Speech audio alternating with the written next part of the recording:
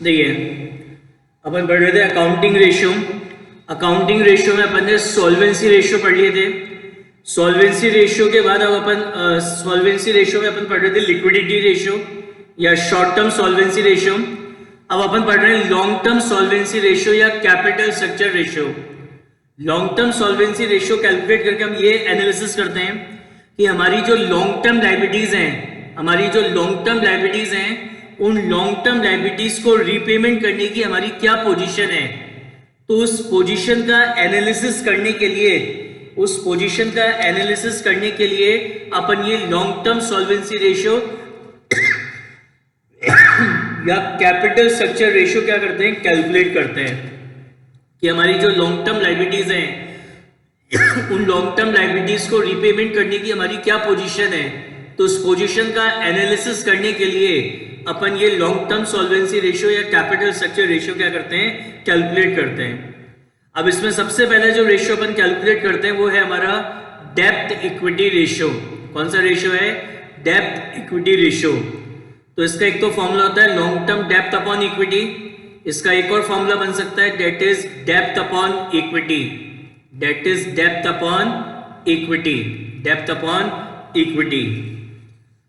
तो इससे हमें यह पता लगता है कि हमारी जो लॉन्ग टर्म डेप्थ है उनको रीपेमेंट करने के लिए कितनी इक्विटी हमारे पास अवेलेबल है, उसका एनालिसिस करने के लिए डेप्थ इक्विटी रेशियो पर निकालते हैं, राइट। तो इसका एक तो फॉर्मूला होता है long term depth upon equity, या फिर इसको आप डेप्थ अपॉन इक्विटी भी लिख सकते हैं। इसका जो आइडियल रेशियो है वो क्या होना चाहिए, मैक्सिमम 2:1 और मिनिमम 0.75:1। यानी इसके बीच में अगर ये रेशियो होता है depth equity ratio, it means your long term solvency position is sound, your long term solvency position is sound. और अगर ये इससे कम या इससे ज्यादा हो, यानी 0.75 से कम या 2:1 से ज्यादा, it means your long term solvency position is not sound, ठीक है। अब ये जो हमारा लॉन्ग टर्म डेप्थ या डेप्थ है, इसके अंदर क्या इंक्लूड होता है, इसके अंदर आपका इंक्लूड होता है क्या क्या, debentures, long term loans from bank and financial institution और लॉन्ग टर्म प्रोविजन। बेसिकली हमारी जो नॉन करंट लायबिलिटी है वो सब उसी को अपन क्या बोलते हैं, लॉन्ग टर्म डेप्थ। तो जो नॉन करंट लायबिलिटी है वही क्या है, आपकी लॉन्ग टर्म डेप्थ। अब इक्विटी, ये जो इक्विटी है इसके बहुत सारे नाम होते हैं। इसको इक्विटी तो होता है, इसको नेट वर्थ बोलते हैं, इसको शेयर होल्डर फंड बोलते हैं, इसको ओनर्स फंड बोलते हैं, इसको अपन प्रोप्राइटर्स फंड बोलते हैं, इसको अपन इंटरनल इक्विटी भी बोलते हैं। तो ये जो इक्विटी इसके सारे नाम हैं, इक्विटी को net worth, share holder fund, owner's fund, proprietor fund और इंटरनल इक्विटी, ये सब बोला जाता है। और इसको कैलकुलेट कैसे करते हैं, इसको अपन कैलकुलेट करते हैं equity share paid up capital plus preference share paid up capital plus reserve and surplus minus miscellaneous expenditure. और ये अपन पढ़ ही रहे हैं कि हमारा जो टोटल एसेट है वो इक्वल होता है टोटल लायबिलिटी के। और टोटल एसेट्स में क्या आते हैं, non current asset plus current asset. और टोटल लायबिलिटीज में क्या आता है, share holder fund plus non current liability plus current liability, ठीक है। तो क्लियर है what is depth equity ratio. Depth equity ratio होता है डेप्थ अपॉन इक्विटी। और डेप्थ कैसे आता है, debenture plus long term loan from bank and financial institution plus long term provision. और इक्विटी के सारे नाम हैं, निकालते कैसे, equity share capital plus preference share capital plus reserve and surplus minus miscellaneous expenditure, right. चलिए क्वेश्चन करते हैं हम इसके। Take out illustration number 27।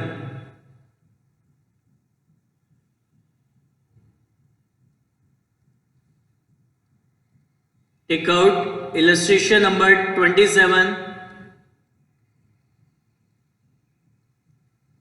Illustration number 27, page number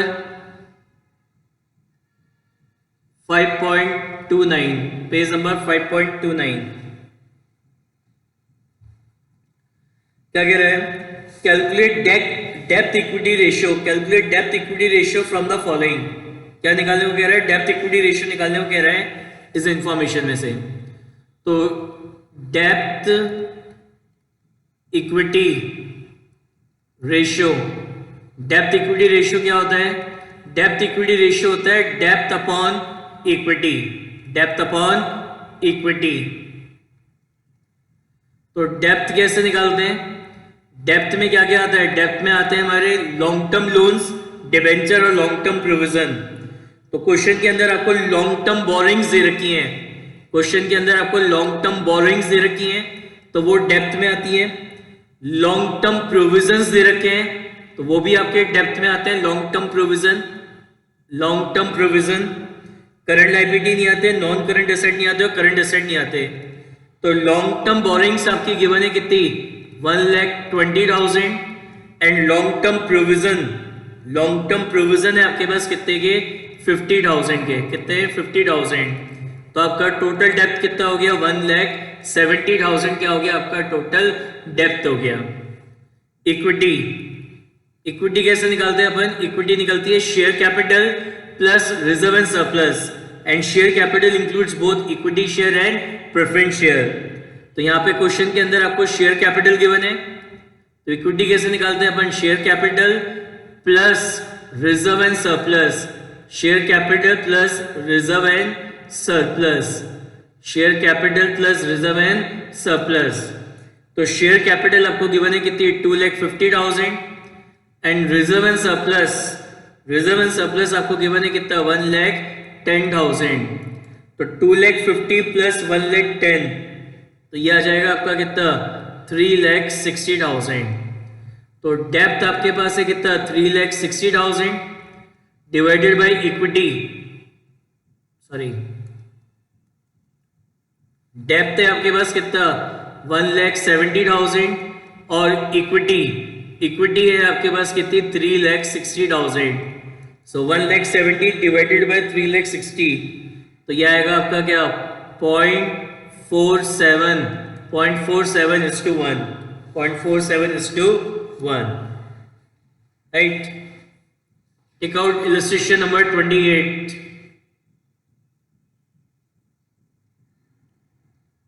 Take out illustration number 28. Calculate depth equity ratio from the following information. ये information इससे आपको क्या निकालना है? Depth equity ratio. क्या होता है depth equity ratio? Depth equity ratio होता है अपना depth upon equity, depth upon equity.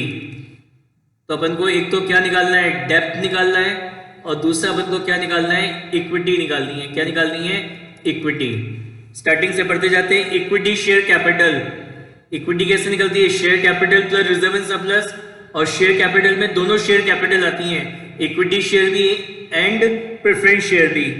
तो इक्विटी शेयर कैपिटल दे रखी है तो it is a part of equity, preference share capital दे रखी है, it is a part of equity, plus general reserve, general reserve is a part of reserve and surplus. तो equity कैसे निकालते हैं? Share capital plus reserve and surplus.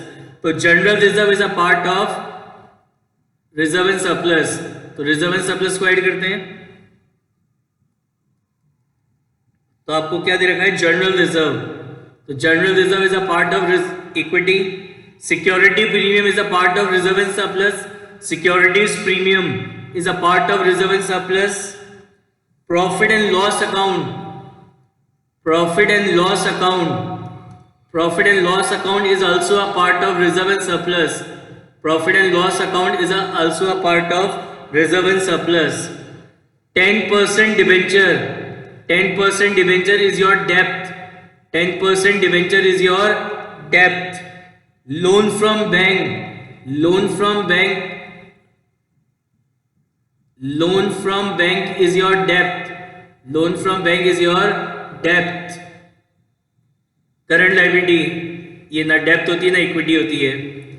तो question में equity share capital आपको गिवन है कितनी? 3 lakh. Preference share capital, preference share capital दे रखी है कितनी? 1 lakh. General reserve, general reserve दे रखा है कितना? 1,30,000। सिक्योरिटीज प्रीमियम ये गिवन है कितनी? 40,000।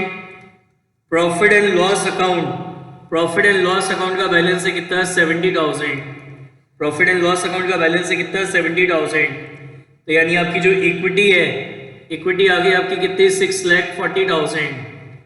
10% डिवेंचर्स, क्वेश्चन में 10% डिबेंचर्स गिवन है कितना 4,50,000 और क्या गिवन है आपका long term loan from bank तो लोन फ्रॉम बैंक गिवन है कितना 3,50,000 सो 4,50,000 प्लस 3,50,000 तो आपका डेप्थ आ गया कितना 8 लाख डेप्थ आ गया कितना 8 लाख तो डेप्थ है आपका कितना 8 lakh divided by equity equity है कितनी 6,40,000 सो 8 लाख डिवाइडेड बाय 6,40,000 तो यह आएगा आपका 1.25:1 1.25:1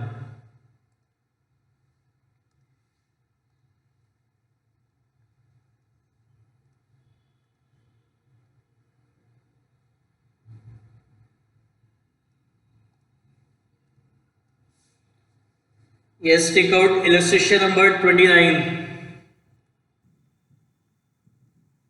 Illustration number 29. कह रहा है compute debt equity ratio. Compute debt equity ratio from the following. Share capital है, security premium है, reserve and surplus, loan from industrial financial corporation 9% bond, long term provision, short term provision, short term borrowings and trade payable. क्या निकालना है इससे अपन को depth equity ratio तो depth equity ratio अपन को निकालना है डेप्थ इक्विटी रेशियो क्या होता है डेप्थ इक्विटी रेशियो होता है अपना डेप्थ अपॉन इक्विटी तो एक तो अपन को क्या चाहिए डेप्थ चाहिए और दूसरा हमें क्या चाहिए इक्विटी चाहिए डेप्थ चाहिए और इक्विटी चाहिए तो डेप्थ सबसे पहले शेयर कैपिटल दे रखी है तो इक्विटी क्या होती है इक्विटी होती है share capital plus reserve and surplus equity क्या होती है share capital plus reserve and surplus तो शेयर कैपिटल दे रखी है आपको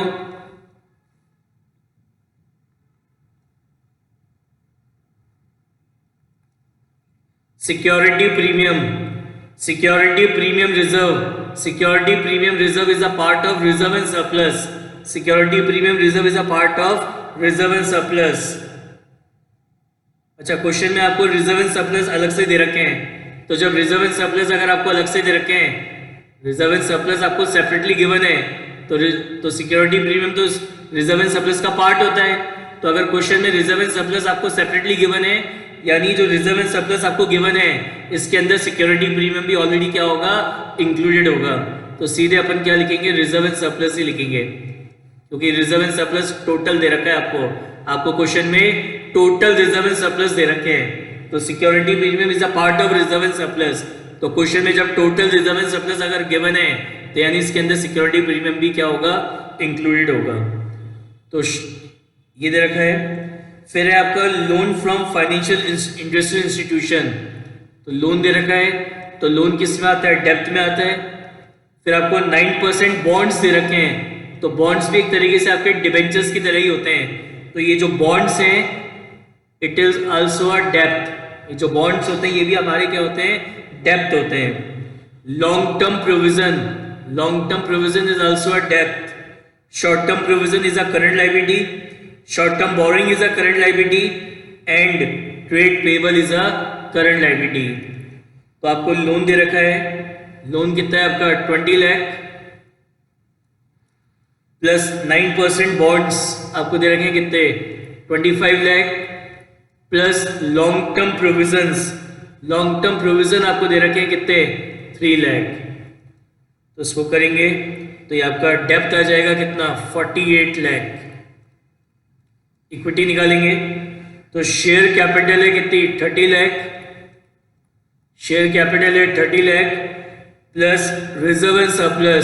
रिजर्व एंड सरप्लस है कितना 2 लाख तो टोटल कितना हो गया आपका 32 लाख तो डेप्थ कितना है 48 लाख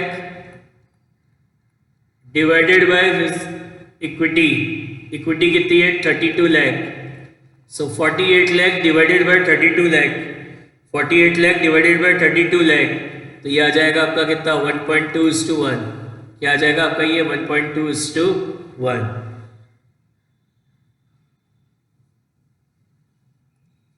समझ में आ गया ये रिजर्व एंड सरप्लस का कि security premium is a part of reserve and surplus, तो क्वेश्चन में अगर आपको टोटल रिजर्व एंड सरप्लस दे रखा है तो इट मींस इसके अंदर सिक्योरिटी प्रीमियम ऑलरेडी क्या होगा, इंक्लूडेड होगा, राइट।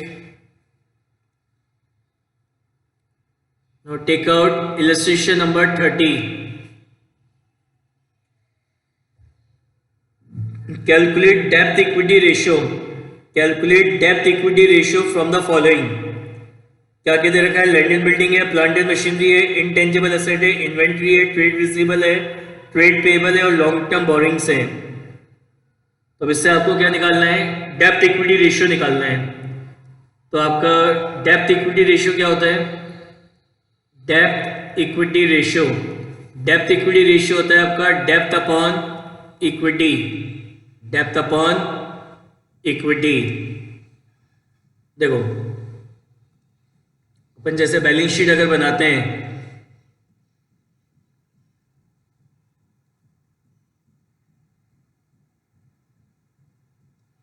सपोज करिए आपकी बैलेंस शीट है, तो क्या बताया था मैंने, सबसे पहले यहां पे आप क्या लिखते हो, शेयर होल्डर फंड,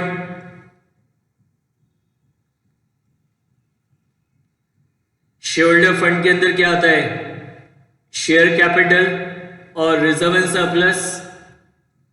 फिर यहाँ पे आप क्या लिखते हो, नॉन करंट लायबिलिटी, और फिर यहाँ पे आप क्या लिखते हो, करंट लायबिलिटी। ऐसे यहाँ पे ये आपकी क्या है, बैलेंस शीट बता रहा हूँ मैं आपको। फिर बैलेंस शीट के असेट साइड में क्या आता है, बैलेंस शीट के असेट साइड में नॉन करंट, बैलेंस शीट के असेट साइड में क्या आता है आपके, नॉन करंट असेट्स आते हैं। क्या आते हैं आपके, नॉन करंट असेट।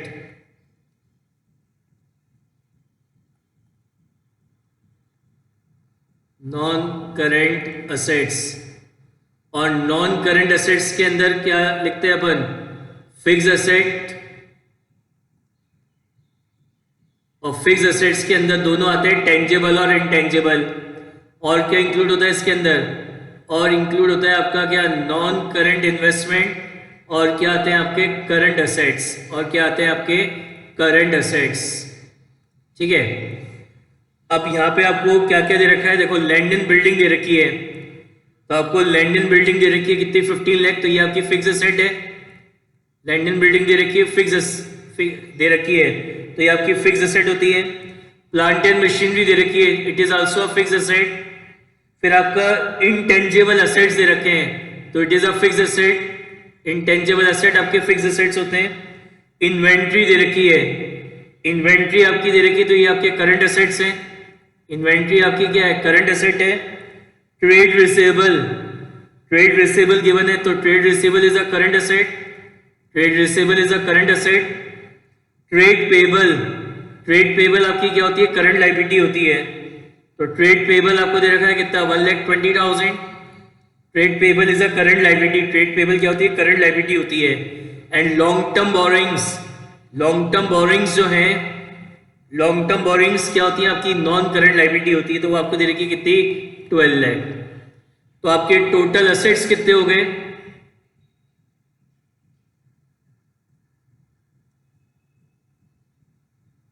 अगर मैं बात करूं तो नॉन करंट लायबिलिटी,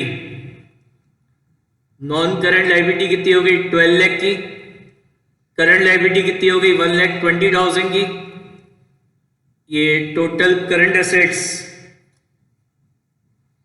टोटल ये आपके जो नॉन करंट असेट्स हैं वो हो गए आपके कितने, 15 + 6 + 1, तो 22 लाख। कितना हो गया ये आपका, 22 लाख।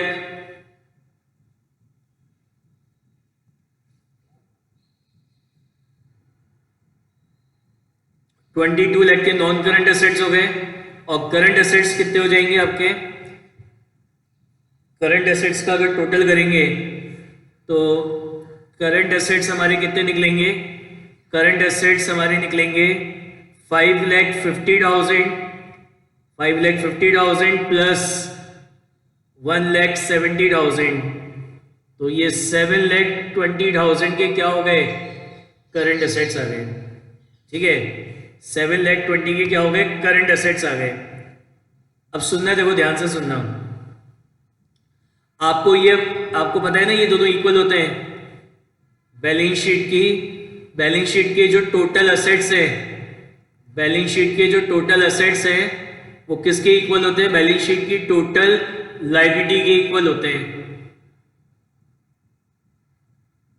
टोटल लायबिलिटीज के इक्वल होते हैं। टोटल असेट्स अपन कैसे निकालते हैं? Non current asset plus current asset. Total assets कैसे निकलते हैं? Non current asset plus current asset. और टोटल लायबिलिटीज में क्या क्या इंक्लूड होता है? Share holder fund plus non current liability plus current liability. तो यहां पे आपके नॉन करंट असेट्स कितने हैं? 22 लाख के। करंट असेट्स आपके पास कितने हैं? 7 लाख 20 के, 7 लाख 20 के। शेयर होल्डर फंड ये पता नहीं, और आपको पता है ना शेयर होल्डर फंड को इक्विटी बोलते हैं। अभी मैंने आपको बताया था ये जो शेयर होल्डर फंड है इसी को अपन क्या बोलते हैं? इक्विटी। इक्विटी में क्या क्या आता है? शेयर कैपिटल और रिजर्व एंड सरप्लस। तो शेयर होल्डर फंड बोलो या इक्विटी बोलो एक ही बात है। Non current liability, non current liability कितनी है? 12 लाख।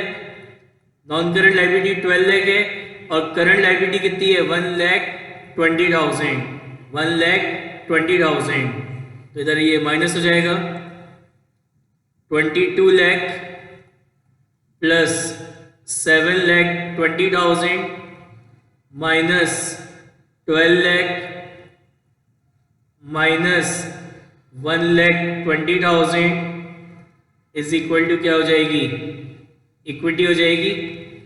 22 लाख प्लस 7,20,000, इधर ये प्लस है यहाँ जाके माइनस हो जाएगा और ये भी प्लस है यहाँ जाके क्या हो जाएगा? माइनस हो जाएगा। तो आपकी जो इक्विटी है, इक्विटी इसको सॉल्व करोगे तो आपकी इक्विटी आ जाएगी इसको सॉल्व करने पर 16 लाख। इसको सॉल्व करोगे तो आपकी इक्विटी आ जाएगी कितनी? 16 लाख। तो इक्विटी तो आ गई 16 लाख की। अब आपको क्या चाहिए? डेप्थ चाहिए। तो डेप्थ में डेप्थ बोलो या नॉन करंट लायबिलिटी बोलो एक ही बात है। तो वो आपको गिवन है कितनी? 12 लाख। कितनी गिवन है? 12 लाख। तो डेप्थ है आपके पास कितना? 12 लाख का। तो 12 लाख अपॉन 16 लाख, तो ये आ जाएगा आपका क्या? 0.75:1, 0.75:1। ठीक है। अब यहां से देखो एक और फॉर्मूला बन सकता है, जरा देखना ध्यान से। जैसे अपन को क्या पता है? टोटल असेट किसके इक्वल होता है? टोटल लायबिलिटी के। टोटल असेट्स में क्या क्या इंक्लूड होता है? Non current asset plus current asset. और टोटल लायबिलिटी में क्या क्या आता है? Share holder fund plus non current liability plus current liability. तो अगर जैसे शेयर होल्डर फंड निकालना है तो अपन ने क्या करा? जो हमारे ये non current asset plus current asset, इधर ये प्लस हो रहा था इसको जाके यहाँ पे माइनस कर दिया, और ये भी प्लस हो रहा था यहाँ पे जाके इसको क्या करा? माइनस कर दिया। तो आपका शेयर होल्डर फंड आ गया था। अब ये current asset minus current liability, current asset minus current liability हमारी क्या होती है? Working capital. तो यानी शेयर होल्डर फंड निकालने का एक फॉर्मूला बन गया क्या? Non current asset plus working capital. Current asset में से करंट लायबिलिटी माइनस करते तो क्या जाती है? Working capital minus non current liability is equal to share holder fund. तो शेयर होल्डर फंड निकालने का ये एक और फॉर्मूला हो गया। क्या हो गया? Share holder fund is equal to non current asset plus working capital minus non current liability, minus non current liability. ठीक है, समझ में आया ये? इसको नोट कर लीजिए। शेयर होल्डर फंड निकालने का एक और फॉर्मूला होता है, debt is non current asset plus working capital minus non current liabilities, minus non current liabilities. समझ में आ गया नहीं कैसे बनी equation?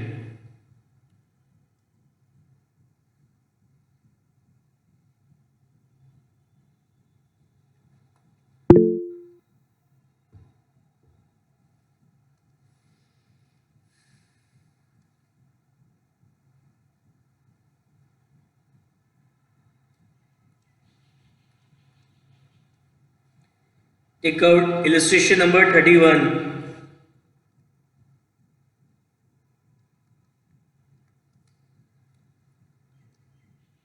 Take out illustration number 31. कह रहे calculate depth equity ratio from the following. तो डेप्थ इक्विटी रेशियो अपन कैसे निकालते हैं?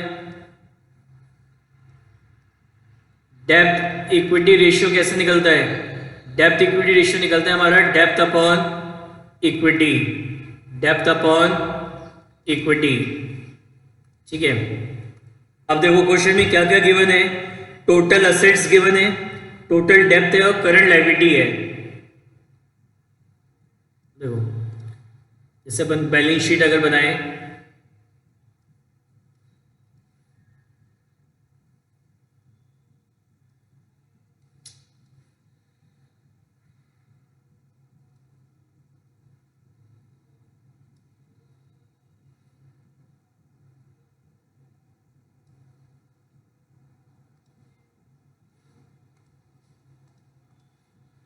अगर एक बैलेंस शीट बनाते हैं तो बैलेंस शीट में क्या क्या आता है? शोल्डर फंड आता है, नॉन करंट लायबिलिटी आती है और करंट लायबिलिटी आती है, और यहाँ पे क्या आता है? नॉन करंट एसेट आता है और करंट एसेट आता है। अब यहाँ पे क्वेश्चन में टोटल एसेट्स गिवन है, तो टोटल दे रखे हैं असेट्स। टोटल एसेट्स क्या होते हैं? Non current asset plus current asset, तो इसका टोटल आपको दे रखा है 8,10,000। तो जो आपके असेट साइड का टोटल है वही लायबिलिटी साइड का टोटल होगा। तो लायबिलिटी साइड का टोटल है कितना? 8,10,000। दोनों का टोटल इक्वल आता है हमेशा, तो ये 8,10,000 है तो ये भी 8,10,000 होगा। अब आपको टोटल डेप्थ दे रखा है, तो टोटल डेप्थ में क्या क्या आता है? टोटल डेप्थ होती है non current liability plus current liability. Total depth क्या होती है? Non current liability plus current liability. तो आपको क्वेश्चन में टोटल डेप्थ दे रखा है 2,60,000 का, टोटल डेप्थ दे रखा है 2,60,000 का। नॉन करंट लायबिलिटी आपको पता नहीं है, लेकिन करंट लायबिलिटी आपको पता है। करंट लायबिलिटी आपको गिवन है 40,000 की। यहाँ जाके इसको माइनस करेंगे तो 2,60,000 minus 40,000 is equal to non current liability. तो 2,20,000 की क्या आ गई? आपकी नॉन करंट लायबिलिटी आ गई। तो आपकी जो नॉन करंट लायबिलिटी है वो तो कितनी है? 2,20,000 की है, और करंट लायबिलिटी आपकी कितनी है? 40,000 की है। तो अब निकल जाएगा, और टोटल लायबिलिटी कितनी है? 8,10,000। तो निकल जाएगा शोल्डर फंड। यहाँ से कैसे निकालेंगे शोल्डर फंड? जो आपकी टोटल लायबिलिटी है,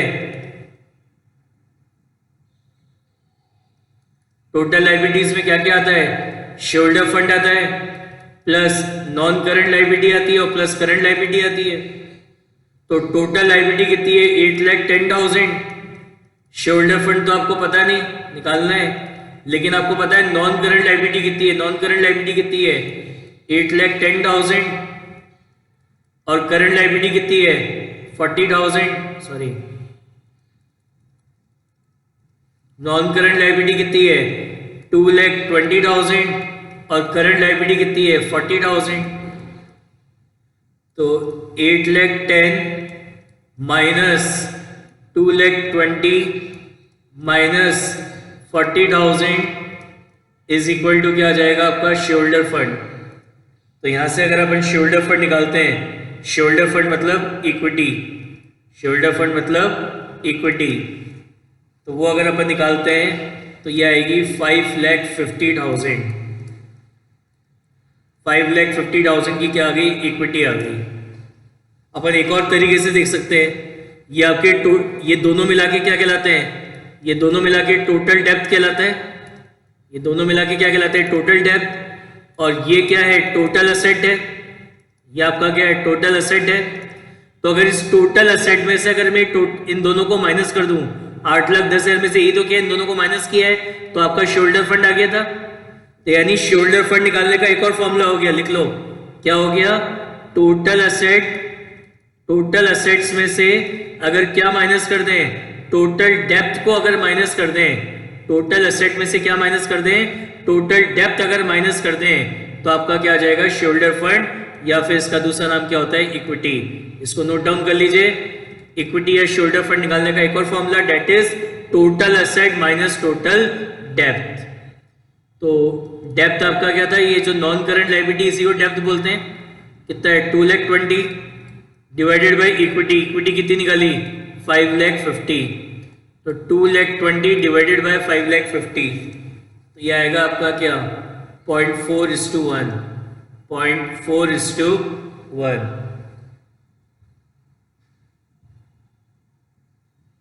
right? Now illustration number 52.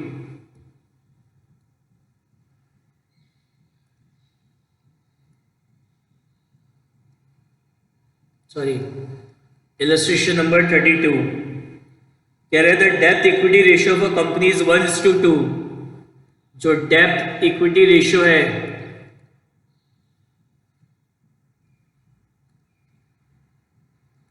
जो डेप्थ इक्विटी रेशियो है कंपनी का, वो क्या है 1:2 है. डेप्थ इक्विटी रेशियो क्या होता है? डेप्थ इक्विटी रेशियो होता है depth upon equity. Depth upon equity. तब क्या कह रहे हैं? Which of the following would increase, decrease और नॉट चेंज इट. तो डेप्थ इक्विटी रेशियो क्या दे रखा है 1:2. क्या दे रखा है आपको 1:2 दे रखा है, यानी क्या हो गया ये 0.5:1. डेप्थ इक्विटी रेशियो आपका क्या दे रखा है 0.5:1. 1/2 को अपन 0.5:1 लिख सकते हैं. तो मैंने आपको बताया था जब ऐसे क्वेश्चन आते हैं तो अपन यहाँ पे अज्यूम करेंगे. क्या अज्यूम करेंगे कि आपका डेप्थ क्या होता है, डेप्थ आपका होता है, डेप्थ अपन अज्यूम करते हैं कितने का है 1 लाख का, और अपन अज्यूम करते हैं हमारी जो इक्विटी है, इक्विटी क्या है हमारी, इक्विटी है हमारी कितने की 2 लाख की. इक्विटी है कितने की 2 लाख की.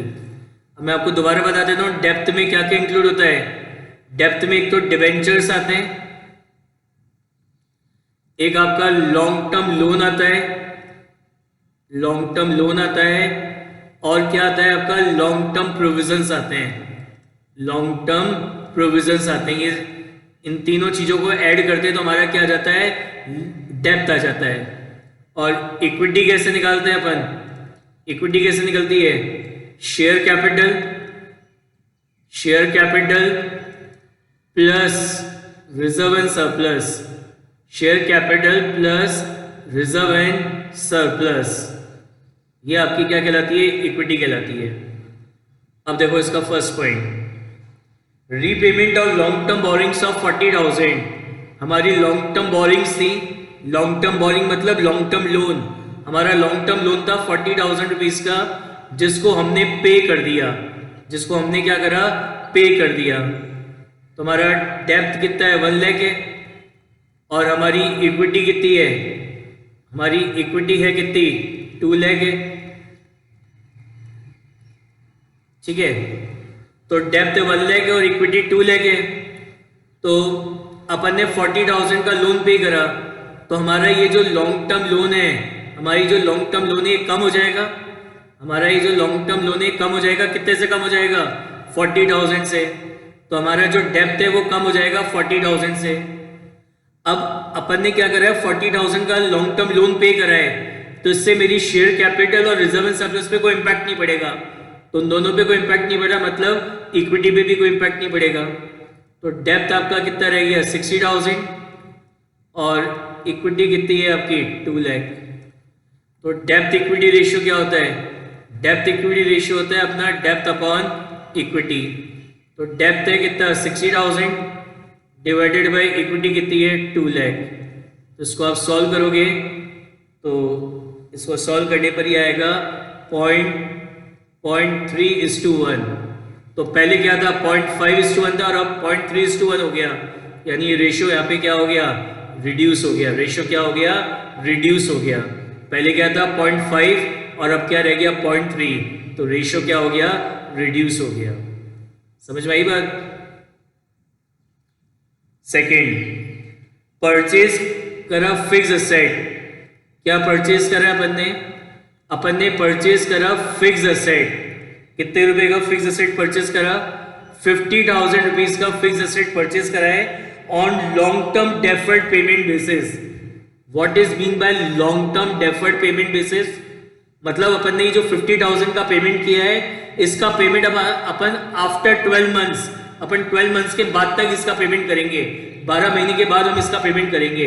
ये जो लिखा है ना long term deferred payment basis, मतलब हमने बैंक से लॉन्ग टर्म लोन लिया और लॉन्ग टर्म लोन लेके फिर ये फिक्स एसेट खरीदा है. मतलब ये जो अपन ने बैंक से लोन लिया है 50,000 का, इसका पेमेंट अपन 12 महीने के बाद तक कर सकते हैं, तो ये हमारी क्या हो गई, लॉन्ग टर्म लायबिलिटी हो गई।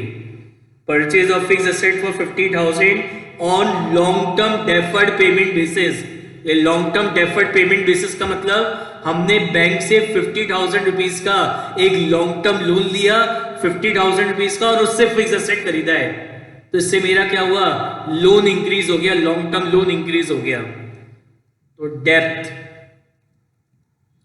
डेप्थ कितना है 1 लाख, इक्विटी,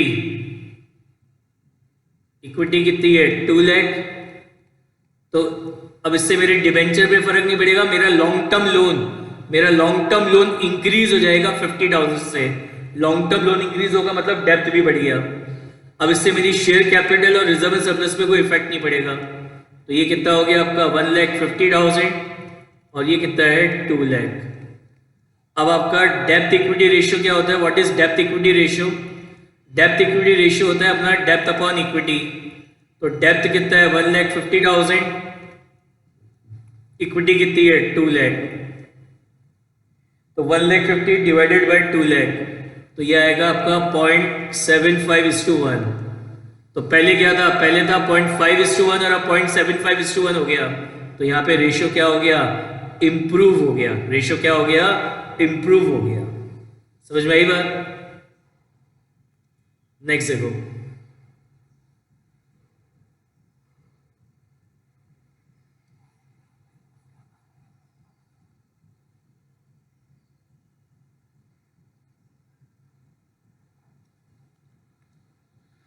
थर्ड देखो इसका